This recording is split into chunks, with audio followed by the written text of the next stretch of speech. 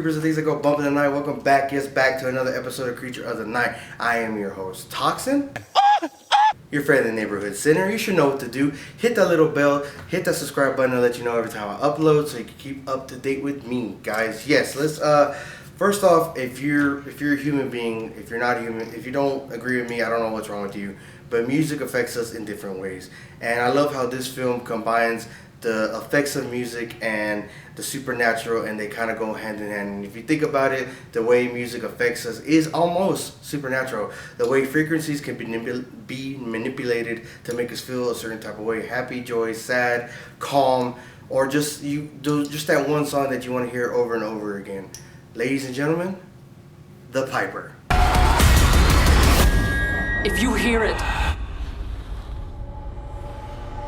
he has you captured. I'm gonna butcher this name, but directed by Erlinger Thordenson, I believe it's pronounced, and it stars the late great Julian Sands. If you don't know him, he's from Warlock amongst other movies. Hopefully you're seeing flashes of his clips. He was a great man, and it's actually like one of his last films that he was able to come out in before his passing. You will be missed, sir. That's why he's the GOAT! The GOAT! If you're not familiar with the story of the Pied Piper, it is something, a folklore that a lot of us kids grew up listening to, about how a town is overrun by rats, and I think originally it is known as the rat catcher, up for debate, but that this town is being overrun by rats, and there's nothing that they could do to get rid of them until this stranger, who may or may, in my opinion, may not be the cause of the rats in the first place, offers a solution that he could get rid of the rats for a hefty payment. Okay, they do it. In the end, he's not paid after he lures away the rats, so he's like, fine, I'm going to take away the one thing that y'all love the most. And it turns out that it is the kids, and he lures them away. Different, depending on which version of the folklore that you actually heard, that he takes them away to his world. He just kidnaps them. They just up and disappear. They go into the sky. They go into the lake and drown. Up for debate. Again, just depending on the version that you heard of. And the one I heard of is that he went up into the clouds. Again, school, I remember hearing it in pre-K. They're going up into the clouds and they're just never seen again. And the town is like left to like reflect on their decisions in life and what led them to this point. Again, it's a lot of folklore, a lot of old school fairy tales and stuff have a lot of dark meaning behind them, a dark origin behind them, and they're just kind of lighting up through the centuries to make it appropriate for kids. I prefer the dark version. I don't know what that says about me, but whatever, you know. Did he say? This film follows a young composer who uncovers a dark secret in her late mentor's concerto that leads to deadly consequences. Now, this one, I want to say this movie it kept me at the edge of my seat. I actually loved this film. It is kind of like a more B-sided film. It is available on Amazon Prime, so make sure you go check that out. I think it's available for like, I think $5.99 to rent or something like that, and you get it for 30 days. You know the process. But this young composer actually finds and discovers her mentor's not unfinished, but it's been played once in her life, and it was never heard from again, because when they played it, a fire broke out in the concert hall that it was in, and it killed many, many children. Heads up. So yeah, and she takes it upon herself to go find it after her mentor is suddenly burst into flames and she dies. And we discover that she's actually trying to destroy this sheet of music so nobody can ever hear it, because she keeps saying that it's evil. But for some reason, again, going back to the frequency of music and how music can manipulate us to feel some type of way, and in some instances and experiments throughout history, that it can be used to manipulate us to do things that we are unbeknownst to us that we are doing. And like this film does this as well. She's listening to the film, and it's very dark. It's kind of really chaotic, which we find out throughout the film why. And it's very chaotic, and it's kind of like all over the place. Again, very dark and very heavy, and it kind of hypnotizes her to finish the film unknowingly. She can like wake up from a spell, and she has like 50 sheets of music to finish. Her orchestra takes it over, because they are a orchestra dedicated to her late mentor, and they end up playing it, and shit breaks loose. And we already see shadow versions of the Pied Piper throughout the film, and I want to point that out too.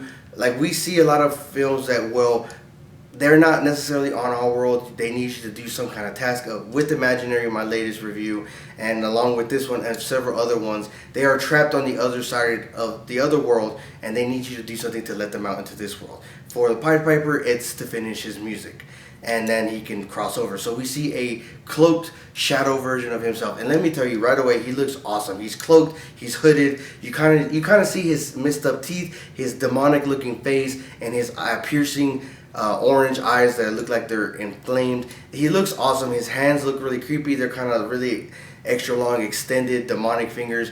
And it, again, very creepy, very interesting. I was like, all right, this is going to be awesome. Until when we finally finish the art piece and the orchestra finishes it, we finally see when he can cross over from his world. He actually reaches out through the misogynist first chair flute player who rivals our main star, that he actually takes upon himself to finish it, and he finishes the music, and he actually reaches out through his throat with his creepy demonic fingers and comes out, and that's when he's born. When we finally see the Pied Piper in all his glory, it is not satisfying. He looks like a slightly more healthier crypt keeper. That's what he looks like, and he has his little jester outfit, his old century kind of outfit. You know what I'm talking about.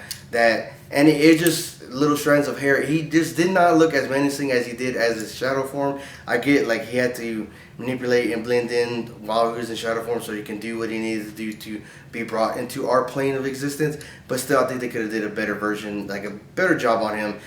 It just wasn't scary. One thing I didn't know is that there are different versions of the Pied Piper story. He's also known as just the rat catcher in a few of them. But this one, I think it's called the Heimdall, or the Pied Piper of a certain place, and I've never heard of a place being referred in the original stories that I heard of. So I kind of did some research, and it's just that he was more known as the rat catcher, and that there is no really darker or more to the story. There is more to the story in this film because it shows that our main star, her daughter, is actually slightly deaf. She has hearing aids on, which is like she can still hear the music or feel the music. So that's why it's still after her and it's manipulating her a little bit. But in the story of the folklore that they're reading in this movie, it shows that there was a deaf girl in the town. So she didn't actually hear the music, but she saw where the kids went and let the townspeople know. They chased down the Pied Piper, but by then it was already too late. They were already drowned in the lake, and they end up drowning him in the lake. And he kind of like that last ditch curse that he does. As long as my music exists, your children are not safe. So it shows like how the late mentor went to Germany, somehow heard a song. It's not really tell. There's a lot of backstory off of it, like how she went to Germany and heard this music that hypnotized her, and she took it upon herself to finish it, and that's what burned down the concert hall that they were doing. It's not really sure like where was she at, how did she get her hands on the original piece music, or where did she hear the original piece music. It's just where it originates in Germany, and she kind of brought it back here to the States. So that was kind of bugged me a little bit. I do like to have a little bit more backstory about how he was able to manipulate, maybe just because she was involved in music and he can manipulate people that had some kind of life around music or revolved around it, and he just kind of influenced these people. But yeah, guys, overall it was very entertaining. It was at the edge of my seat, good for laughs, and it kind of made you pissed off at certain points at certain people as well. But I kind of couldn't relate to anybody. It was the main girl. You could see how she wanted to just further her career and do better and try to please everybody. You can't really please everybody, guys. Just please yourself. Do something for yourself. But other than that, I really couldn't relate to anybody. I love Julian Sands as the main composer in this film. He was awesome. Yeah, so I did skip a part, kind of skipping all over, guys. I apologize. The way that they actually defeat the Pied Piper, because he opens, once he's released into our world, he opens up the door to his world, which again, guys, it's kind of weird, like how if you're trying to lure kids into your world, why is the world always dark and menacingly? Wouldn't you want to lure them in with like candy and bright lights and all that? But to each his own. Leave your thought on that down in the comments. The way that they actually beat the Pied Piper is he is chaos, and there is a line in Latin that he says at the end of a recording that his world is chaos. So what do you beat with chaos? You beat it with harmony.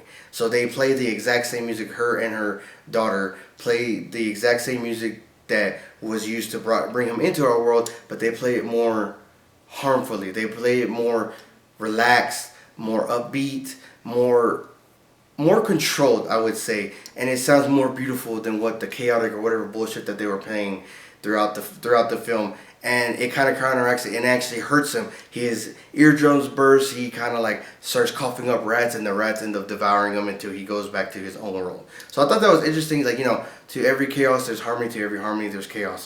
There's got to be balance in the world, and that's how they beat this person. So yeah, guys, it is on Amazon Prime. Go check it out. Let me know what you thought about the film. Let me know what you thought about this review, guys. And again, this is a spoiler review. So if you don't want your movie spoiled, go check out my TikTok while it's still up in the description below, guys. Yeah, guys, again, if you're not sinning, you're not having fun. Beware the moon, guys.